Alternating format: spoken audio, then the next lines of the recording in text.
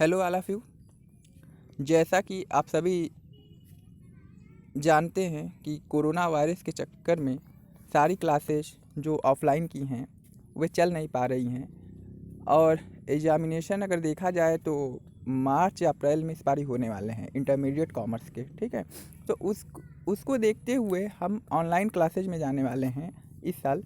और हमारी जो इंटरमीडिएट 12th क्लास की जो कॉमर्स की क्लास है पूरी तरीके से ऑनलाइन चलेगी। अगर बीच में कोई कोरोना वायरस की मेडिसिन आ जाती है और वे जो माहौल है नॉर्मल होने लगता है तो हम ऑफलाइन भी क्लासेस चलाएंगे, लेकिन ये मान के चलिए कि ऐसा उम्मीद अभी इस साल लग नहीं रहा है। तो पूरी क्लासेज मान के चलिए इंटरमीडिएट कॉमर्स की ऑनलाइन ही चलने वाली हैं। Accounting for non profit organisation से हम चैप्टर स्टार्ट करने वाले हैं। बेसिक कॉन्सेप्ट को हम समझ लेते हैं। देखिए, मीनिंग ऑफ एनपीओ। सबसे पहले हम आपको बता दें, दो प्रकार के प्रॉफिट ऑर्गेनाइजेशन होते हैं। एक वे ऑर्गेनाइजेशन है जिनका उद्देश्य क्या होता है, प्रॉफिट बुक करना यानी कि प्रॉफिट अर्न करना। दूसरा वे ऑर्गेनाइजेशन होते हैं जिनका उद्देश्य प्रॉफिट बुक ना करके लोगों का भलाई करना, उनके अच्छे या तो धार्मिक कार्यों में ऐसे सर्विसेज प्रोवाइड या रेंडरिंग करना, ठीक है। तो जैसे लिखा हुआ है आप देख सकते हैं, a non profit organisation is a legal and accounting entity that is operated for the benefit of the society. ये किसके लिए चलाया जा रहा है, बेनिफिट ऑफ सोसाइटी के लिए as a whole rather than for the benefit of a sole proprietor और ए ग्रुप ऑफ पार्टनर और शेयर होल्डर्स। जैसा कि ये परिभाषा आपको बता दे रहा है कि पूरी तरीके से इसका इंटेंशन क्या है। इसका इंटेंशन सिर्फ ये है कि हम लोगों की भलाई के लिए वर्क करेंगे। A non profit organisation is existing only for the benefit of the society and not for any profit purpose. यानी कि इसका उद्देश्य सिर्फ क्या करना है, इसका उद्देश्य का सिर्फ एक ही है कि हम लोगों की भलाई करेंगे। अपना जो भी प्रॉफिट अर्न करेंगे वे क्या करेंगे, लोगों को भलाई में लगा देंगे, ना कि प्रॉफिट बुक करेंगे। किसी प्रकार का हम ना शेयर बांटने वाले हैं, ना डिविडेंड, ना किसी प्रकार के अपने सदस्यों को कोई प्रॉफिट का हिस्सा बांटेंगे। एग्जाम्पल के तौर पे देखिए, चैरिटेबल ट्रस्ट है, हॉस्पिटल है, क्लब है, ईटीसी, सब एग्जाम्पल इसी में आते हैं। अब देखिए, जो मैं आपको क्लियर पॉइंट टू पॉइंट समझाने वाला हूँ, तो इसमें हमें क्या क्या बनाना सीखना होगा।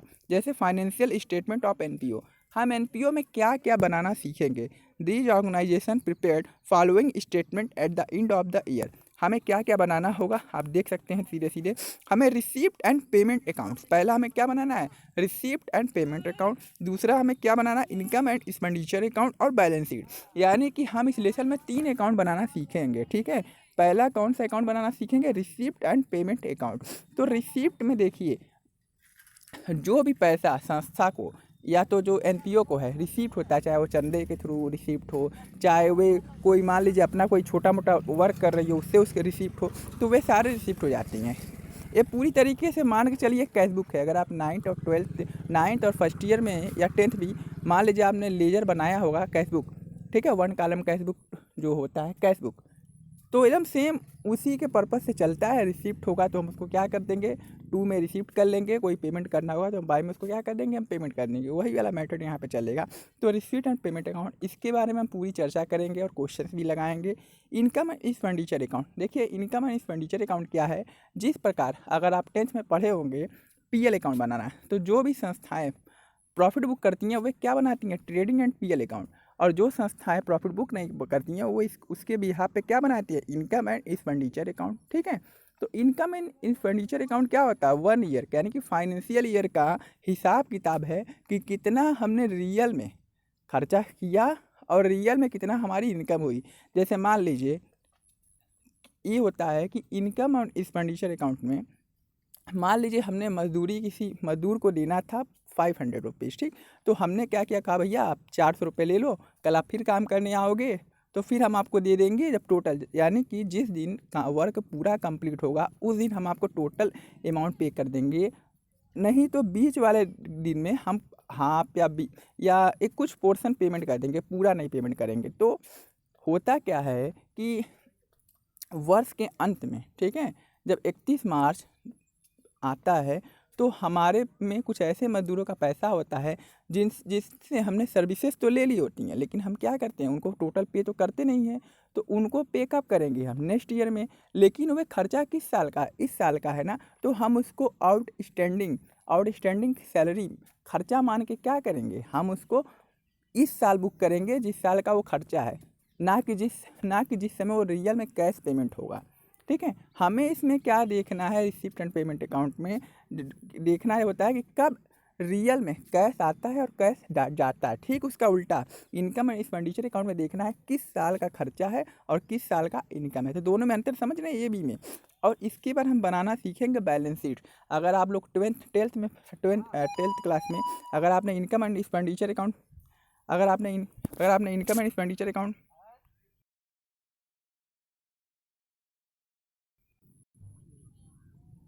अगर आपने ट्वेल्थ क्लास में ट्वेल्थ नहीं सॉरी माफ़ करिएगा, टेंथ क्लास में अगर आपने बैलेंस शीट पढ़ा होगा तब तो आपको बहुत आसानी होगी। लेकिन अगर आपने बैलेंस शीट नहीं पढ़ा होगा तब भी हम क्या करने वाले हैं, आपको बैलेंस शीट पूरी तरीके से सिखाएंगे। बस ये मेरा पहला क्लास है तो आपको कुछ समझ में नहीं आएगा, लेकिन धीरे धीरे मैं जब क्वेश्चन लगवाऊंगा तो आपको अच्छे से समझ में आने लगेगा। ठीक है, अब देखिए इसके बारे में रिसिप्ट एंड पेमेंट अकाउंट के बारे में बताया गया। देखिए, receipt and payment account is kind of A cash book. बोल रहा है ना कि हमारा रिसिप्ट एंड पेमेंट अकाउंट क्या है, हमारा कैश बुक है। अगर आप इसको सीधे तरीके से यहाँ पे अगर आप देखिए तो आप इस चीज़ को सीधे क्या कर सकते हैं, देखिए आप इसको हम मान लेते हैं यहाँ पे कि ये सीधे हमारा क्या है, कैश बुक है। ठीक है, हम इसको कैश बुक मान के ट्रीटमेंट करेंगे। ठीक, इसके बाद लिखा हुआ है it is a summary of all cash transaction. ये क्या है, समरी है ऑल कैश ट्रांजेक्शन का, हमें पैसा कहाँ से रिसीव हुआ, पैसा कहाँ पेमेंट हो रहा है। It's start with opening cash, क्या लिख रहा है, ए opening cash and bank balance and and with the closing cash and bank balance. ठीक है, this account record all receipt and payment. ठीक है, in respective of the period they belong. ठीक है, it's record all receipt and payment. अगर आप इस चीज़ को देखिए सीधे,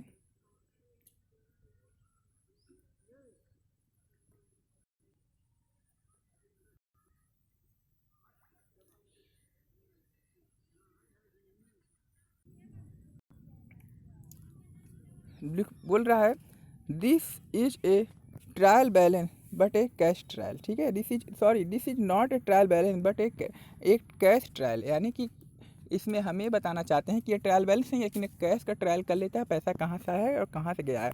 अब देखिए यहाँ पे format of receipt and payment account. अगर आप फॉर्मेट इसका देखिए तो मैं आपको दिखा दूँ, यहाँ पे देखिए receipt and payment account for the period on, इसके आगे आप लिख लीजिएगा, मैं जब क्वेश्चन लगवाऊंगा आपको बताऊंगा। रिसिप्ट में देखिए क्या लिखा हुआ है, अगर आप रिसिप्ट की बात करें, हाँ तो देखिए इसमें क्या लिखा है, कैश, जो कैश का बैलेंस होगा, सॉरी ये जो कैश, एक मिनट, इसका जो कैश का बैलेंस होगा, एक्चुअली में मेरा सही से चल नहीं रहा। हाँ देखिए इसको, एक्चुअली में जो है ये जो कैश का जो बैलेंस होगा, ठीक है, एक कैश का बैलेंस हम क्या कर देंगे, एक कैश का बैलेंस अगर आप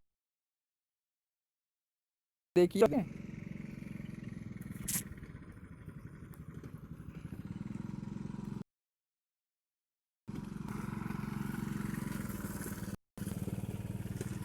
देखिए दूसरी बात क्या करना है कि हमें क्या करेंगे, कैश बैलेंस।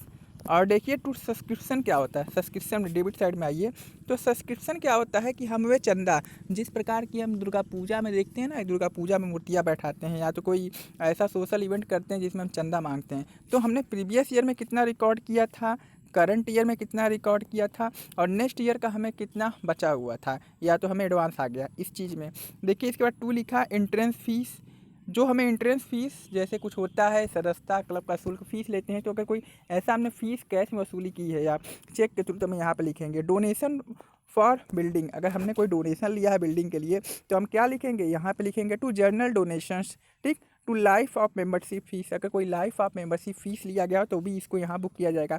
टू लीगेसी, अगर कोई लीगेसी लिए खर्चा किया गया तो भी बुक किया जाएगा। अगर कोई हमें गवर्नमेंट से ग्रांट मिली हो तो वो भी यहाँ पे कंट्रीब्यूट होगी और यहीं पे लिखा जाएगा। और to contribution for annual dinner, अगर कोई एनुअल डिनर के लिए भी पैसा मिला हो या कोई हमने चंदा लिया हो तो भी यहाँ बुक करेंगे। To receipt of annual sports, इस तरीके से जितने to old to sale on old sports material, मान लीजिए कुछ हमारा ओल्ड मटेरियल हो गया है जिसको हमने बेच दिया सेकंड हैंड पे, तो उसके भी पैसा जो आएगा यहीं पे लिखेंगे। To sale of old magazine, घर में आता नहीं है अखबार मैगजीन, तो पुराना हो गया, बेच के पैसा जो मिला लमसम यहाँ लिख दिए। टू सन्ड्री रिसिप्ट, अगर मान लीजिए किसी से हमारा बकाया था और हमने मिल चुका है तो भी पैसा यहाँ लिखेंगे। और लास्ट का जो बैंक बैलेंस बनेगा वो बैंक ओवरड्राफ्ट होगा कि क्रेडिट, ये तो हम क्वेश्चन लगाते वक्त आपको क्या देंगे बता देंगे। आगे आइए देखिए पेमेंट्स में इसी तरीके से, ठीक पेमेंट में इसी तरीके से, पेमेंट में लिखेंगे बाई बैलेंस टू BD या CD, ये तो क्वेश्चन पर डिपेंड करता है।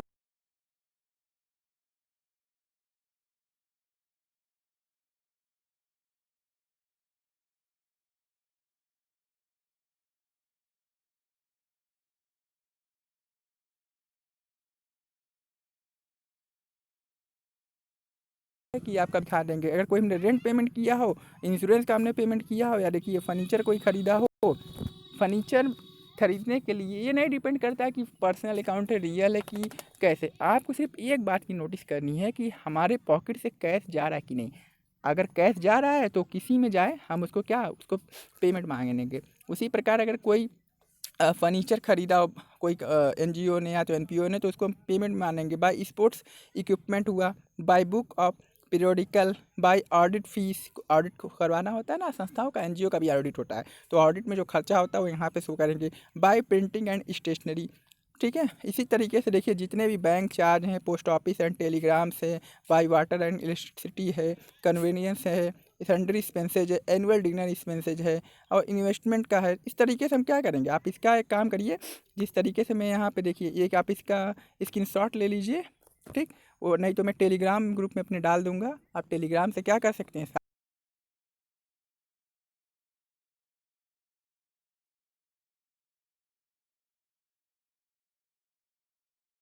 सारे PDF अभी आप इतना पढ़िए और समझिए। इसके बाद हम आपको नेक्स्ट क्लास में जल्दी सेकंड क्लास अपडेट करने वाले हैं, ताकि जल्दी जल्दी हम आपको क्या करें, प्रोवाइड करवा दें।